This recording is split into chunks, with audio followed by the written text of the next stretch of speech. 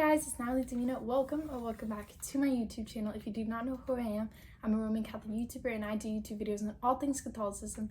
So if you're Protestant, Catholic, or whoever you are welcomed here. So today I'm going to be doing a video on 6 things that all Catholics should stop doing.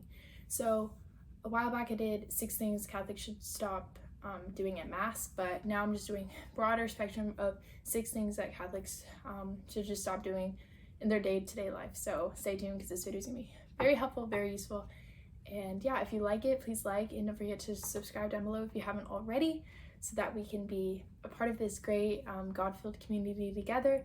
And go follow me on Instagram too. My link tree is in the About page, so you can follow me on all my socials. And do not forget to follow my Soli Deo Gloria podcast on Spotify, so that we can, we can listen to more Catholic content, I guess, and yeah, we can keep this community growing.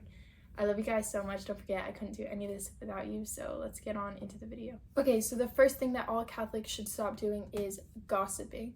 So many of us gossip without realizing it. I know many Catholic people that just, like, oh, it's fine if I talk about this person, whatever. I can be holy in other ways, but gossip, we don't really think about a lot. If you do, props to you. But I know I don't really think about gossip a lot. But that is something us as Catholics really need to stop doing, because the cycle of hate just keeps going if we keep interacting with it. So we need to stop gossiping. And under gossip, there are 3 subtopics I want to talk about. That's detraction, calumny, and harsh judgment. So I'm going to go into detraction first and explain what that is, and then we'll go from there. So detraction is basically talking about someone else's sins without sufficient reason. Like, that's basically what we think of usually as gossip is, oh, I'm going to go tell my friend this. Oh my gosh, did you hear what this person did? Right? That's like, it is true, but there's no point of telling it. It's just to talk about someone else's sins. So that's like the main one we know is detraction, but we need to stop participating in detraction. The second is calumny, and calumny is saying a sin that isn't true, like being like, oh, this person, he doesn't believe in the Pope, right? Something like that. If it's not actually true, then we shouldn't be saying it, right? Or saying, oh yeah, they did this, they did that, right? None of that. If we don't have like proof, then we shouldn't be saying it, and we should only be saying it if they're in danger, or yeah, you know what I mean? We just shouldn't be gossiping about other people unless someone needs to know. Then the third one is harsh judgment. So this is more self-explanatory. So harsh judgment is anything like, oh, they're dressing like this, therefore they probably do bad stuff, like they go out and steal, you know what I mean? So judging someone based off of something that you don't have like actual evidence for, like just off of random evidence, or harsh judgment on, oh, this group of people, they believe this thing, or they like this type of mass, so therefore they believe this, or they don't believe in the Pope, or they like this, therefore they are really Protestant, you know what I mean? Things like that. So harsh judgment, if you don't know the other person's arguments, you shouldn't be judging. So yeah, harsh judgment. So those 3, calumny, harsh judgment, and detraction, we all should be trying to stay away from. The second thing that all Catholics should stop doing is stop separating church from politics.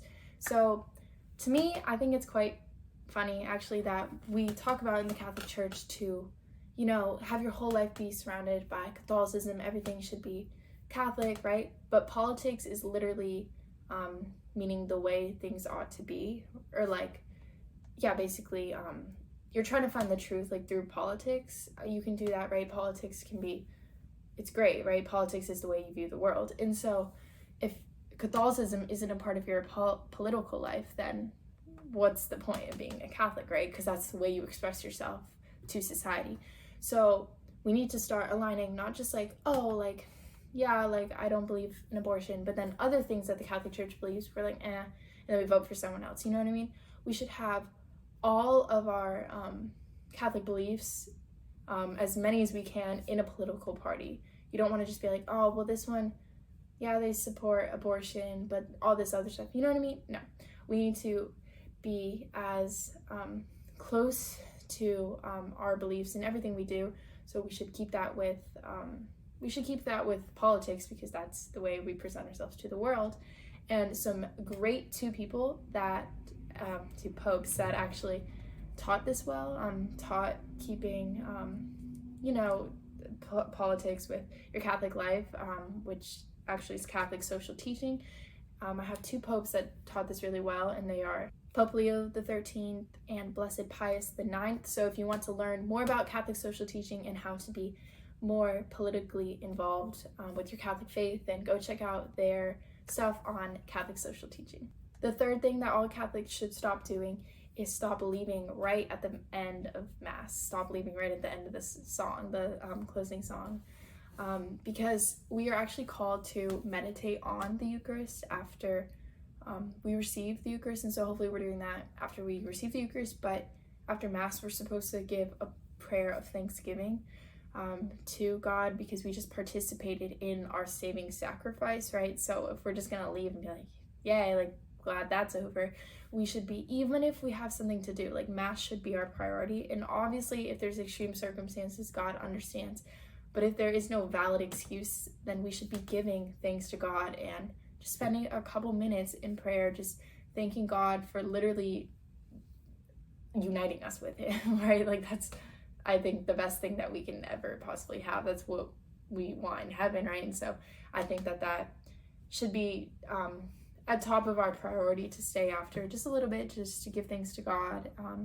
But of course, in extreme circumstances, it's fine. But yeah, I'm not gonna, don't take my word for this, but just gonna say, I did hear once that there was some saint that noticed someone leave like right after Mass, and he like ran out of the church, got the person, and like told him to come back and pray. I don't know what saint, maybe you guys know what saint it is, maybe I'm just hearing stuff, I don't know, but anyway, it's very important to just give thanks to the Lord for what we just participated in.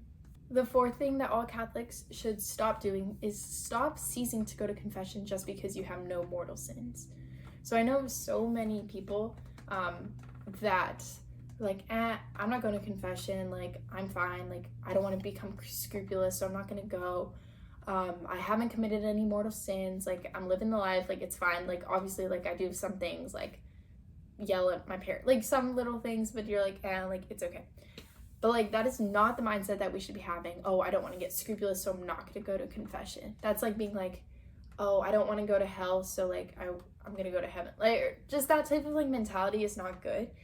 And so we should be going to confession, like, as often as possible. Like, there's so many people that can't even receive the graces, and we have the graces right in front of us to receive the sacrament, and we don't.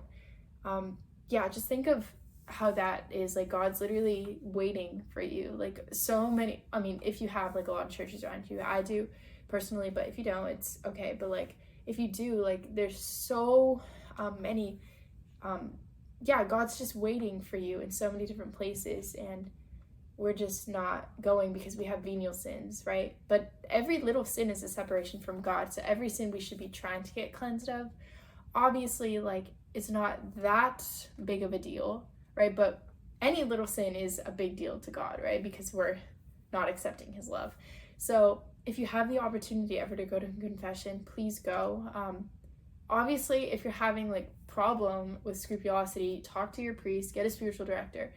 But if you're not, you should all be trying to go at least once a month, just trying to cleanse yourself, because you never know when your last day is and what sins you're gonna have in your heart. So it's always good to go to confession. The fifth thing that all Catholics should stop doing is stop only fasting for 2 days or 2 seasons out of the year. Stop only fasting on Good Friday and like during Lent. Okay, I'm just gonna say it. The church used to have way many more days of like obligatory fasting days, right? You had to fast. To say like you're Catholic. And I think that we have lost that sense of like fasting and uniting ourselves with Christ, like through bodily mortifications, and which I think we really need in this time. I think we all can agree that we live in a very like mass time of laziness and just very much like quickness. Anything we want comes to us, immediate gratification, that type of thing. So like the biggest actually thing we need to help right now with this is like bodily mortifications. And so I think that bringing back more fasting time, whether that mean you just pray like an extra prayer that day, or you're like, I'm not gonna eat this snack that I wanted. Like just small little things like that, like will really help you, will help our culture, people will notice, right? And I think that that's very important. So they're still in the church. I think what people forget is, they're not obligations, you don't have to fast, but people forget that the church still very much in all of their documents encourages a lot of fasting, and we just ignore that. So I think we need to bring back fasting, just more days. Anytime you have a chance to fast, go for it. Okay, and then number 6, the last thing that you guys should stop doing as Catholics is kind of goes hand in hand with the 5th one, is to stop ignoring Friday penances. So again, we're like, we don't have to do it. They don't say it's an obligation anymore to like have a Friday penance, but actually the church does. In the catechism, it states that it is not an obligation to not eat meat, but it is an obligation to, if you're not going to do that, to replace another penance. So we as Catholics, if we aren't giving up something on Friday, like it is an obligation, it's a duty of ours that the church teaches that we should be doing some sort of penance on every Friday. There actually is a quote by Bishop Fulton Sheen that says, basically along the lines, I'll put it up on the screen, but that there is no Easter Sunday without a Good Friday. And I think that we needed to really take that to heart, because every Sunday is Easter Sunday. I mean, obviously we celebrate it, like we have an Easter Sunday, but like every Sunday is a Sunday, right? And every Friday is the Good Friday. And so we need to like take that into consideration every week of our lives, right? That like in order to have this loving, beautiful sacrifice, right, we need to sacrifice some stuff on the Friday. That's just what the church is taught, and we need to start bringing that practice back, because I really think that it will help so many souls. Okay, that is all I have for you guys today. I hope you guys enjoyed today's video, and a little disclaimer right now, I'm not saying that like I'm perfect and these are all things we need to, you guys need to start doing or stop doing. No, like I fall into every single one of these categories, and I just want you guys to know that I'm on the same page. I'm just making this so we all are on the same page of things we need to stop doing. But yeah, if you guys want more videos like this, let me know. Comment down below your video ideas for me, and don't forget to follow me on all my socials and to like and subscribe down below. And yeah, I love you guys so much, and so does God. Blessed Pius IX, pray for us. Have a blessed day, y'all.